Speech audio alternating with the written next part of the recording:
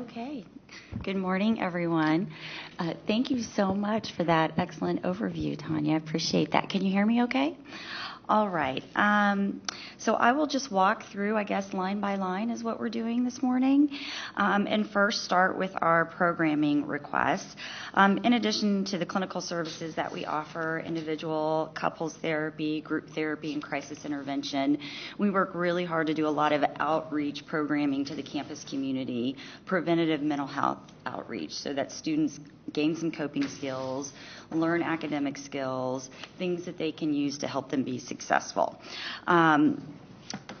We tend to advertise our services by giving out a lot of promotional items, which you can see up there: t-shirts, pens, t-shirts, that kind of thing.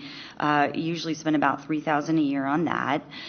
We also have about $2,500 in printing costs because we hand out a lot of marketing brochures. We do a lot of advertising in the lasso, and most importantly, we give out a lot of handouts, particularly the self-help materials that Tanya spoke about.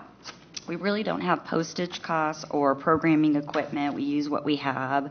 We don't really have to rent any kind of special rooms or do guest speaker fees because the clinical staff is just well trained to present on a number of different issues. So we use our in-house expertise for those things.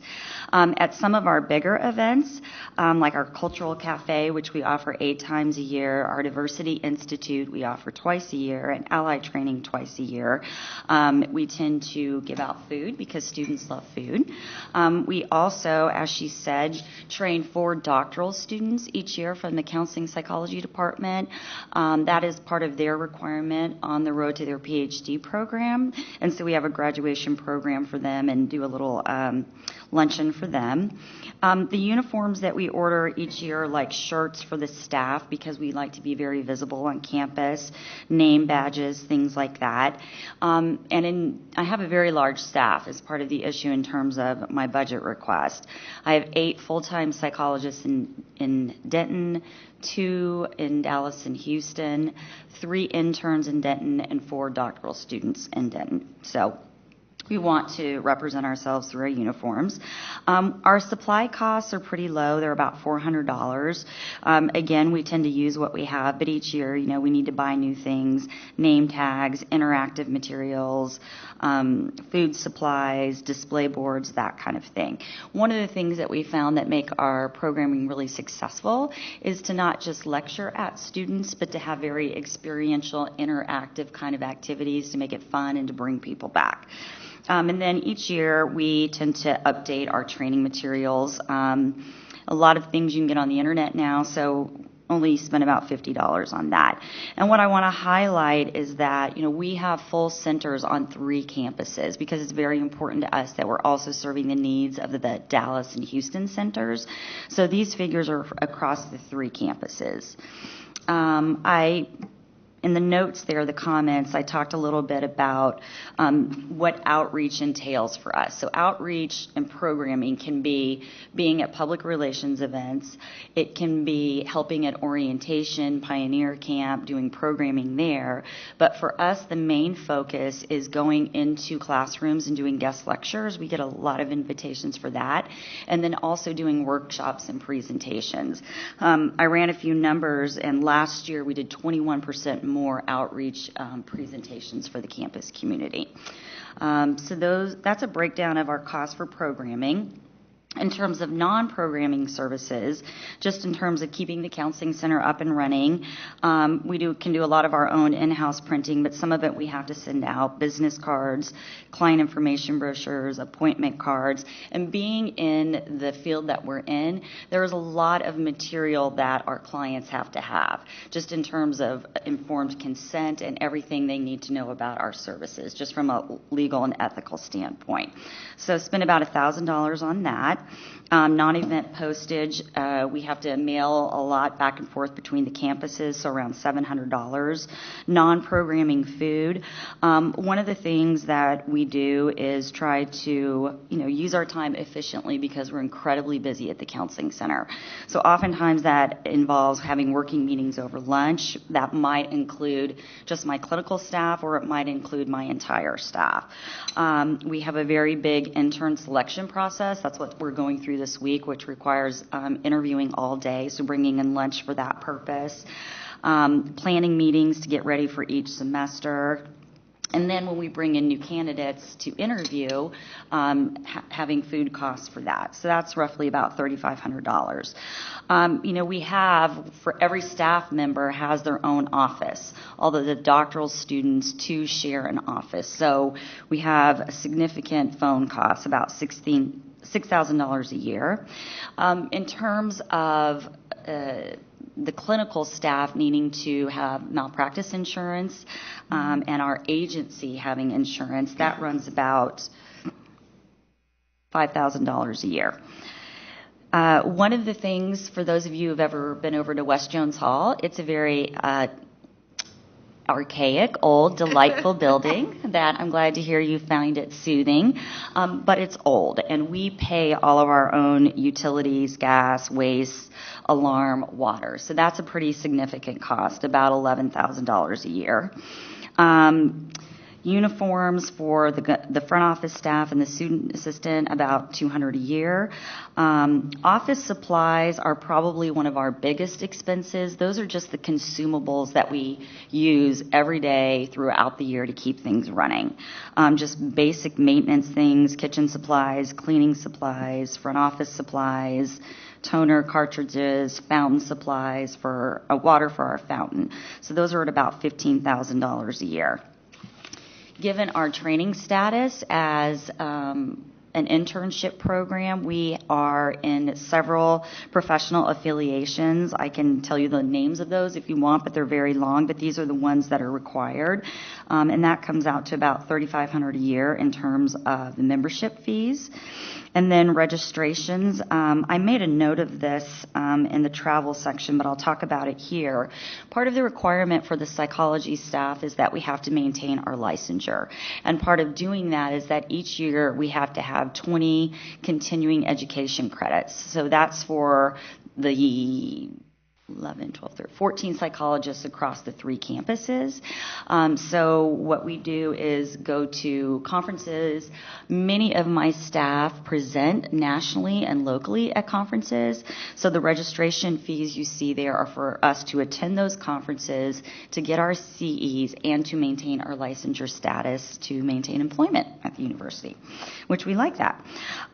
Books and references we try to update throughout the year.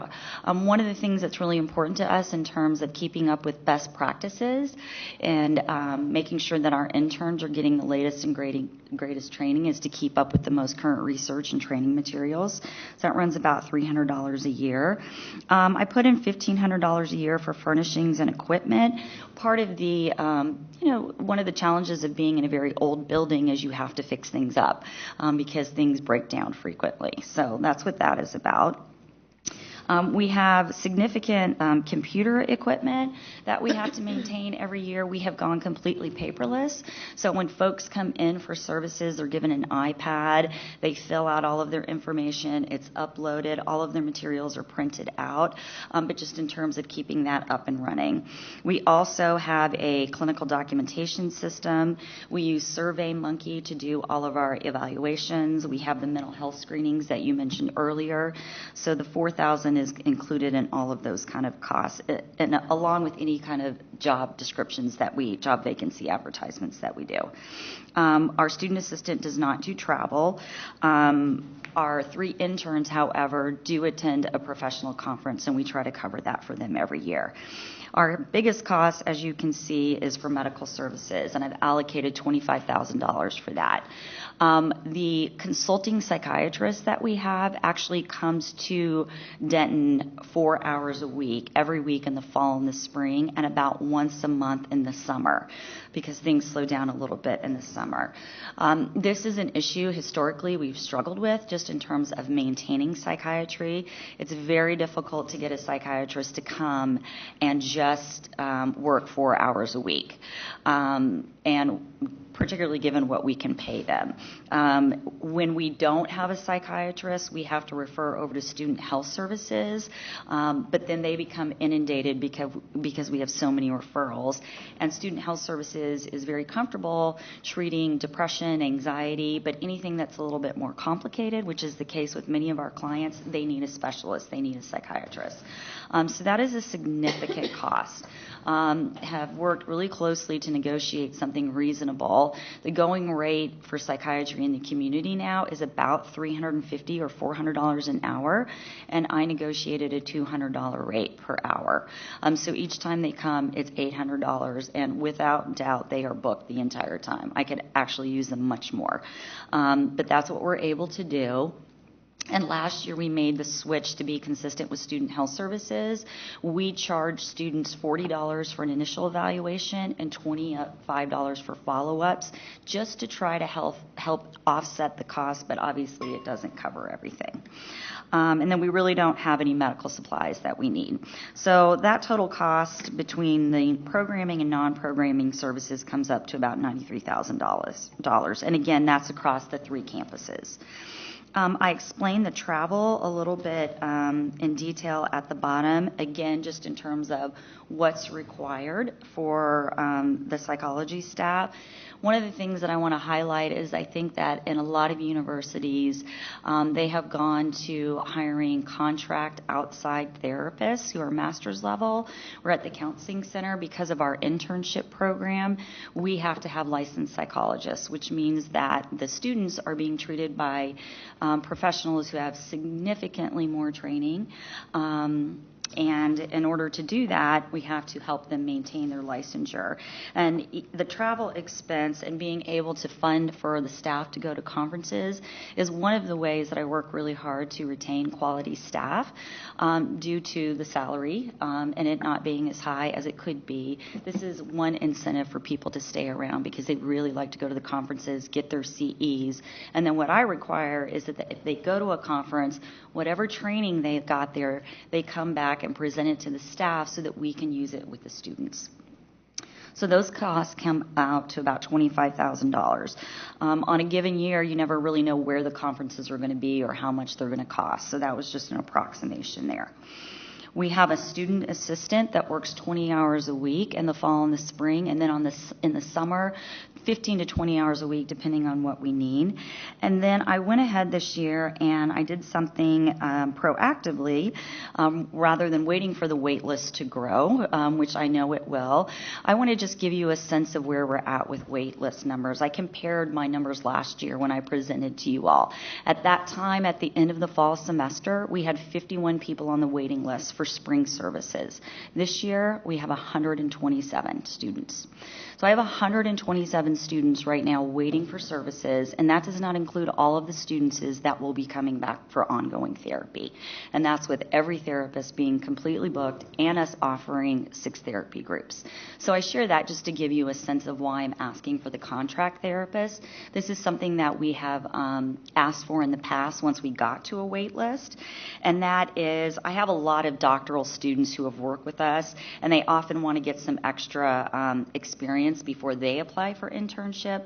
So they'll come and work for us for about $25 an hour. And it's a non-benefit part-time position. We have them just during the busiest times. So it helps them in terms of getting more experience to build up their resume for internship. And it helps us because they see clients. That's all that they do. So went ahead and asked for that just because I can predict that we're going to need that again, like we always do. So I think I explained that in the comments.